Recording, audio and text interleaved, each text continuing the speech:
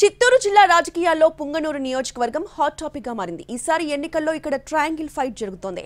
ముగ్గురు నేతల చుట్టూనే రాజకీయమంతా తిరుగుతోంది. ఎత్తులకు పై ఎత్తులు వేస్తూ ముందుకు సాగుతున్నారు.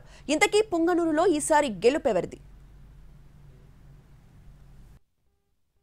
చిత్తూరు జిల్లా పుంగనూరు నియోజకవర్గంలో రాజకీయం రసకందాయంలో పడింది.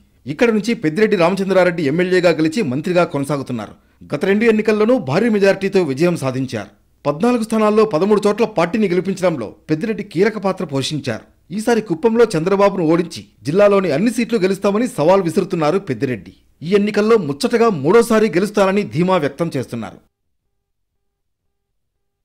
అయితే పెద్దిరెడ్డి రామచంద్రారెడ్డిని ఓడించాలని చూస్తోంది ప్రతిపక్ష టీడీపీ. పుంగనూరులో ఎలా గెలుస్తావో చూస్తానంటూ పలుమార్లు సవాల్ విసిరారు చంద్రబాబు. ఇక్కడ నుంచి టీడీపీ అభ్యర్థిగా చల్లా రామచంద్రారెడ్డి అలియాస్ చల్లాబాబును ప్రకటించారు. అయితే ఆ మధ్య సాగునీటి ప్రాజెక్టుల విధ్వంసంపై యుద్ధభేరీ పేరుతో చంద్రబాబు చిత్తూరులో యాత్ర చేపట్టారు. వైసీపీ కవ్వింపు చర్యలతో కోపం తెచ్చుకున్న తమ్ముళ్లు పుంగనూరులో గొడవకు కారణమయ్యారు. అల్లర్లు, కేసులు, గొడవల తర్వాత జిల్లా నేతలు టచ్ మీ నాట్ అన్నట్లుగా ఉంటున్నారనే టాక్ నడుస్తోంది. ఇప్పుడు మళ్లీ చల్లాబాబు ఎన్నికల ప్రచారం హోరెత్తిస్తున్నారు. క్యాడర్ దూరం కావడంతో పెద్దిరెడ్డిపై ఒంటరి పోరాటం సాగిస్తున్నారు. ఇక ఇలాంటి తరుణంలోనే తాను రేసులో ఉన్నానంటూ ఎంట్రీ ఇచ్చారు పారిశ్రామికవేత్త రామచంద్ర యాదవ్. పుంగనూరు నియోజకవర్గ రైతు సమస్యలపై ఆ మధ్య రైతు భేరీ సభ నిర్వహించారు.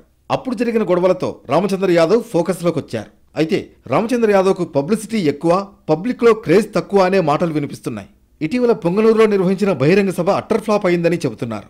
దానికి కారణం వైసీపీ కార్యకర్తలే అంటున్నారు రామచంద్ర యాదవ్. మొత్తానికి పుంగనూరు వేదికగా ముగ్గురు రామచంద్రులు వేస్తున్న రాజకీయ ఎత్తుగడలు జిల్లాలో చర్చనీయాంశంగా మారాయి.